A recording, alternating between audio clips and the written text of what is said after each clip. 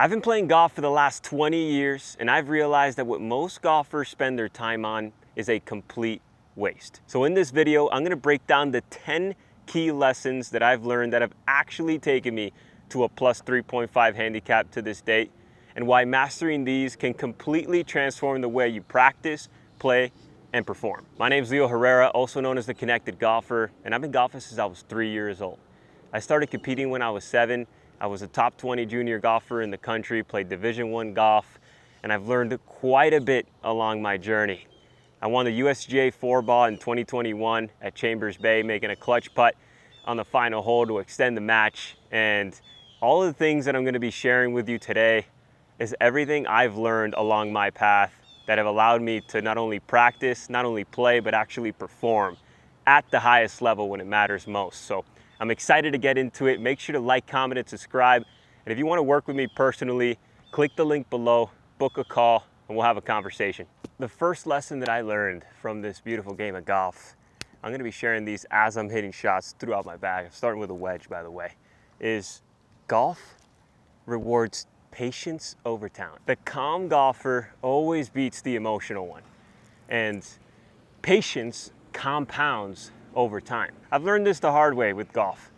I used to be very impatient as a golfer in my swing, in the way I was executing shots, in the way I was managing my way throughout the course, and it killed me. I had a lot of talent, but my impatience didn't allow my talent to really rise to the occasion. What I've taken away from the game is that patience is truly the most important virtue of this game.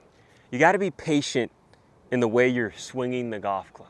You got to be patient in the way you're managing your way through the course, and you got to be patient with your progress and journey in the game of golf. So if you don't have that patience from the get-go, it's going to be a very frustrating journey. It's going to be a very anxious journey, and not a journey you're going to have a lot of fun going through.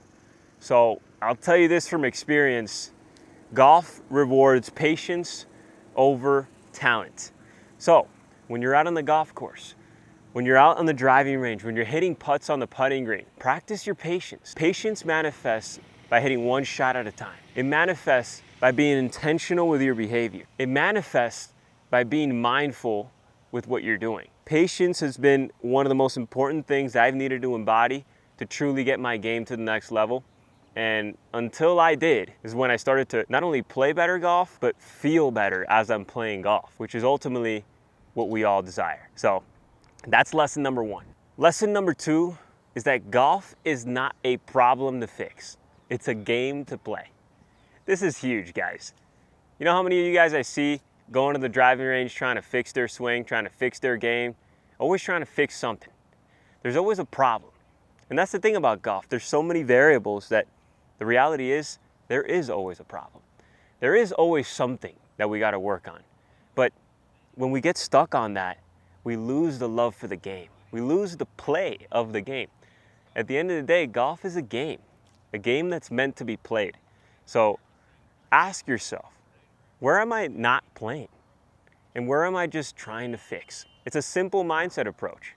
When you go to the golf course, even if you're going to the driving range, play. Hit different shots, hit the different targets. Have fun while you're doing it. And don't overemphasize what you need to fix. Realize that when you play, everything organizes itself and you no longer need to fix.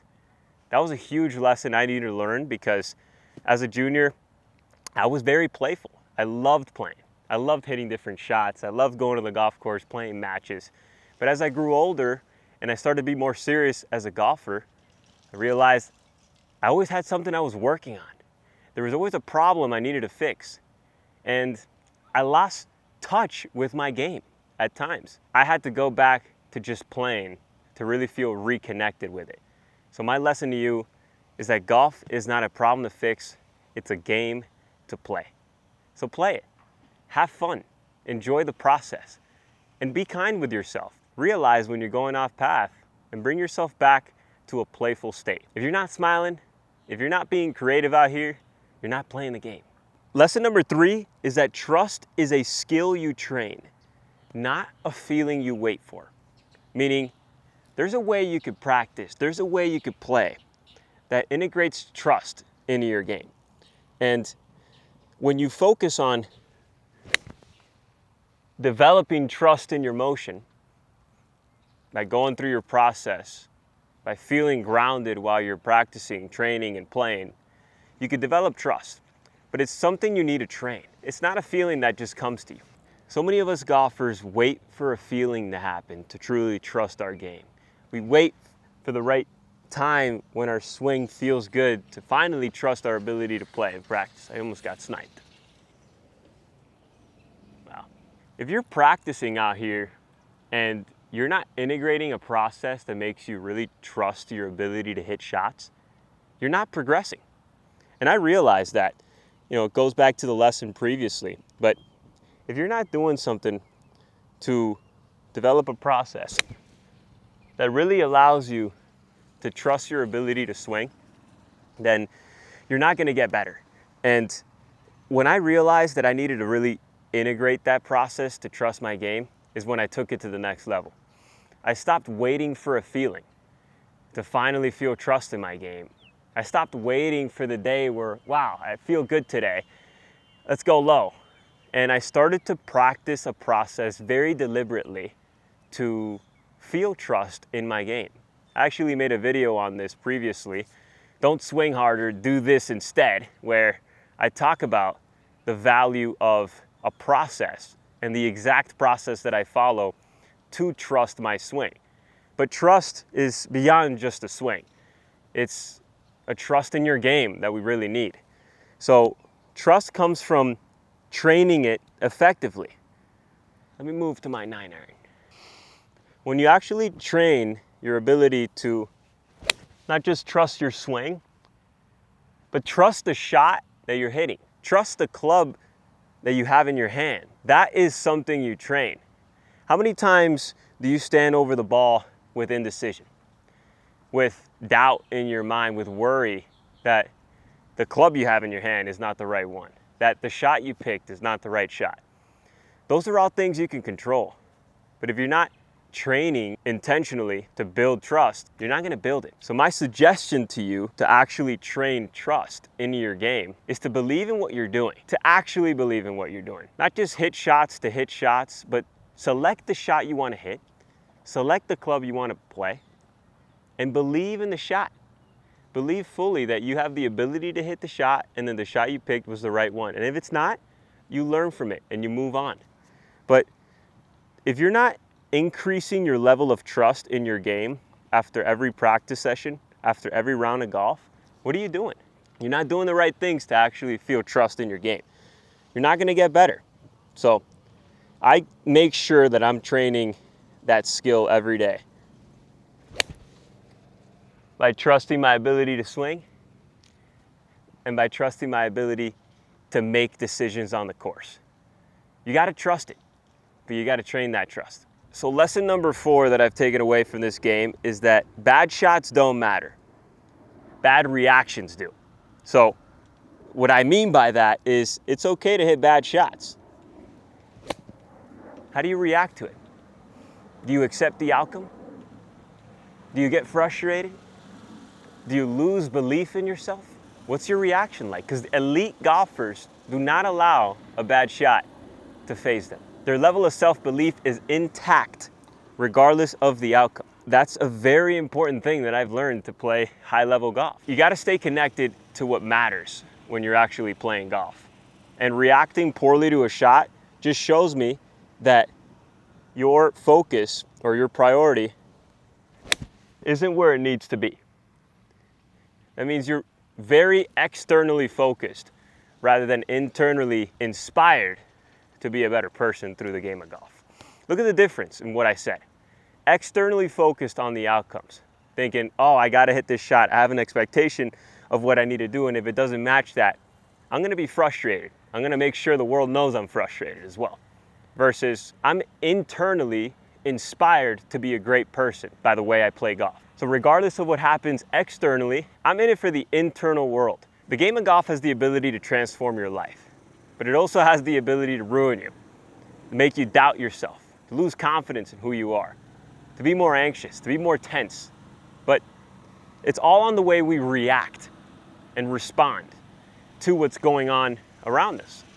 We're hitting shots all the time. How are we going to respond to them? If your priorities are set right, you should be able to respond to them mindfully and in a way that actually allows you to grow from shot to shot.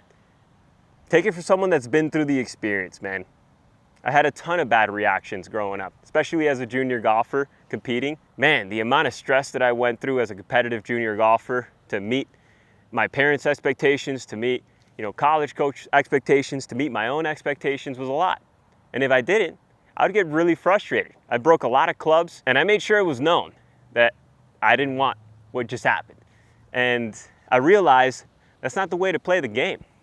When I disconnected from that and I connected to the process of being inspired internally to be a great person through golf, I realized what golf is really about. The process of playing this game can truly elevate you as a person, but you got to be very intentional. When you hit a bad shot and you could still appreciate it, it shows a lot about you. And that's a lesson that I wish I learned a lot sooner, but I'm glad I learned it because it's helped my development quite a bit. Now let's go to the 7-iron. Lesson number 5 that I've learned from this game is that self-talk sets your ceiling. The way you speak to yourself, not only when things are going well, but when things hit the fan, really is what builds your confidence. Not hitting a good shot, feeling good about yourself, that's confidence. That's not confidence. Confidence is hitting a poor shot, an outcome, let's say, that wasn't the way you wanted to, and you still have that self-belief. You still talk to yourself like you're the best golfer in the universe. So when I created the Connected Golfer, I realized the Connected Golfer is the best golfer in the universe. That was the conversation that I wanted to internally have with myself when I embodied the identity of the Connected Golfer. The best golfer in the universe, not the world, not the country, not the county, not the golf course, the universe. Your self-talk sets your ceiling. The universe has no ceiling. It's infinite potential. And that's the conversation I have with myself every single day. The second I wake up, the second I go to bed, I'm the best golfer in the universe. What would I do? How would I operate?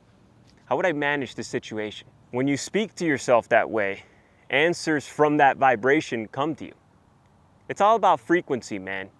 If you're talking to yourself from a victim mindset, saying, why is this happening to me? I hate that I get bad bounces all the time. Instead of, what can I learn from this experience? Man, I'm so grateful I got that bounce. I get to experience a shot under a tree now. I'm the best golfer in the universe. I could take on any challenge. Every time I got a wedge in my hand, I put it right next to the hole. Those are the conversations that are going on in my mind. And that's what I realized throughout this game and playing. Man, to play at an elite level, you really got to be conscious of the conversation you're having with yourself. What is your self-talk looking like? It's huge. It is massive, and it gives you not only the confidence, but it actually creates your world. It creates the reality you're living. It inspires you to go out there and be great, to raise your bar. And that's another thing I want to talk about with self-talk. Self-talk has the ability to raise your bar every day. And if you're raising the bar every day, you're going to elevate to great heights. Self-talk comes in clutch when it matters most.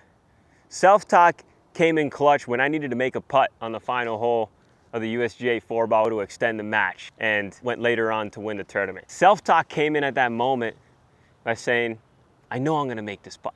I know I'm going to make this putt. I'm repeating that in my head over and over and over again every time as I'm walking up in those 90 yards. I hit a wedge shot up in the green about 90 yards away. Those 90 steps I took from the ball to the hole, that's what I was telling myself internally. And I made the putt. And I hugely believe it was due to the fact that I had a positive self-talk. I was creating the reality I desired, regardless of how I felt externally. I was feeling nervous. My body was trembling. But I was locked in, and I knew the power of self-talk could really take me to where I wanted to go. So self-talk, man, it's huge. It's going to be huge for your game. Lesson number 6 is that practice is for belief building, not for perfection. Oh, this is a great one. How many times do we go out to the golf course, go to the driving range, and we're like, all right, let's start working on our swing. Let's try to get it perfect where we need to. Let's get our hands here, because that's what our coach told us, and let's get to the top. Let's feel this, let's do that. How many times do you find yourself doing that?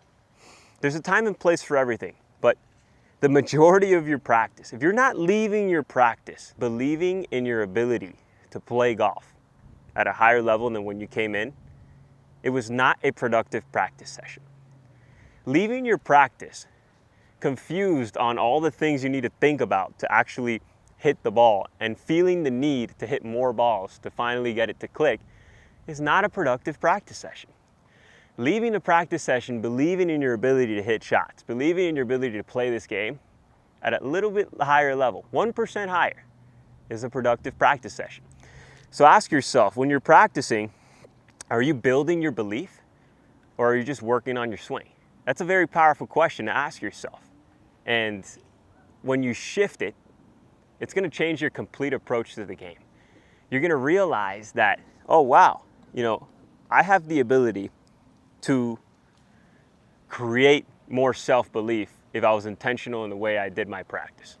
So how do I do that? In part, it has to do with the self-talk we were talking about in the last lesson. A lot of belief building when you're practicing is telling yourself, every time I got a wedge in my hand, I put it right next to the hole. And I say that internally every time when I got a wedge in my hand. If that's a part of your game that you're struggling with, which has been a part of my game that I've struggled with at times, the way I got through that was telling myself, every time I got a wedge in my hand, I put it right next to the hole. Even if I didn't feel that, even if it wasn't true to me in the beginning, I knew that that's what was gonna get me to where I wanted to get to. And every day, I was building my belief a little bit more and more and more, until a point where that belief became what I knew I could do. There's a difference between hope, belief, and knowing. Yes, you want to hope. Yes, you want to believe, but ultimately, you want to know. You want to know that you have the ability to do what you say you could do. You want to know that you have the ability to achieve what you want to achieve. You don't want to just believe it, and you don't want to just hope for it. You want to know. So while you're practicing those beliefs so that when you're on the course, you know.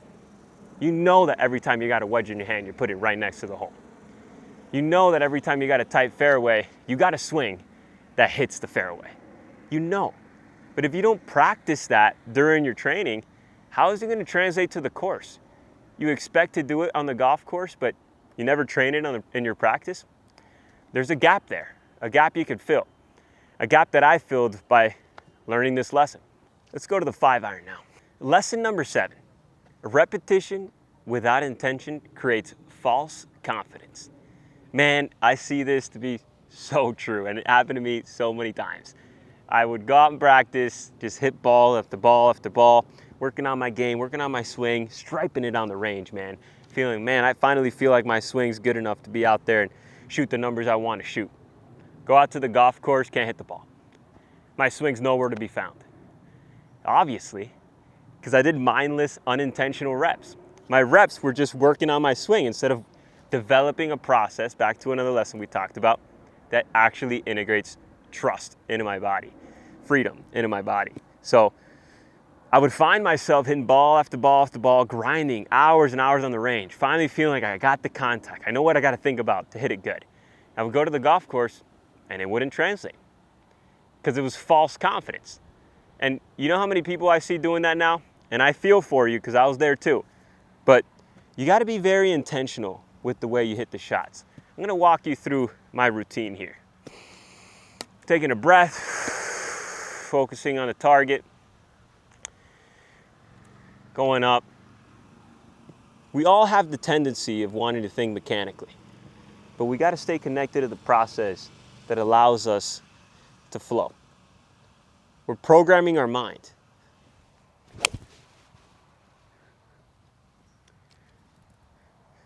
And if we do not program our mind to trust, to actually be intentional with the behavior. What does it mean to be intentional? Calm, confident, and focused. Those are the 3 elements that, to me, make up an intentional rep. Calm. You're relaxed, you're not tense, you're not thinking about what you need to fix, you're just relaxed. Confident. Confidence comes from knowing what shot you're gonna hit and having that internal knowing that you're going to produce the shot you're seeing. That's what confidence is. And focus. Actually being aware of where your focus is while you're swinging, while you're hitting shots, while you're playing. I like to focus on a dimple on the ball while I'm swinging. I keep my focus there. I also keep my focus on a picture on the shot that I'm hitting. So a combination of those two things really gives me focus during the shot. Confidence comes from knowing that you are seeing the shot and you can hit the shot that you're seeing, and you're in that state of mind. You're in the state of, oh, see shot, hit shot. You're not in the state of, see shot, think about what I got to do to hit the shot, hit the shot. There's a gap there. We lose confidence there. If you really were confident, you would just do what you see instead of think about how you got to do what you see. And calm is so important. Hands soft, body grounded, breathing. All elements that are great to create an intentional repetition. That's golf. That's how you get better right there. So that's a very important lesson that I took away from my experience so far, that repetition without being intentional provides false confidence. It's gonna give you that sense of, oh wow, I'm getting better, but you're gonna go to the course, pressure's gonna hit, and you're not gonna last. Trust me. I've had it happen to me plenty of times. I had to learn the hard way until I was like, man, I really just gotta be intentional with every shot I hit out here or else I'm never gonna get better. Let's go to lesson 8. We got a 3-iron now, and for lesson 8, it has to do with hitting shots under pressure. Pressure exposes where your focus leaks. That's why, going back to the intentional repetitions, it's so important to be intentional with what you're doing. But you got to realize that when you're under pressure, you're not breaking down when you don't perform. You're just being exposed in your focus. Now let's talk about focus for a second, because I feel like this is something we got to understand fully. There's focus on when you're actually hitting the shot, and then there's the focus on what is your intention for the round of golf and your game as a whole. So when I say focus, I mean, what are you focusing on when you're actually swinging the golf club? Like, where's your focus? Is it on the ball? Is it in your hands? Are you thinking of your body? Where's your focus? And number 2, what are you focusing on when you're actually playing?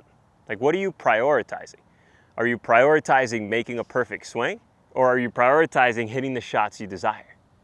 There's a difference. When pressure hits, you will always be exposed on where your focus leaks. So areas where your focus is leaking is when you're over the ball. Are you looking at a target, but are you thinking of the backswing? Are you here? Are you there? Are you kind of trying to make feels and all this stuff? And like, or are you just focused on the ball? Are you focused on your body being calibrated? Are you focused on the shot you're hitting? Are you focused on what you need to prioritize in this moment, appreciating the shot, learning from it?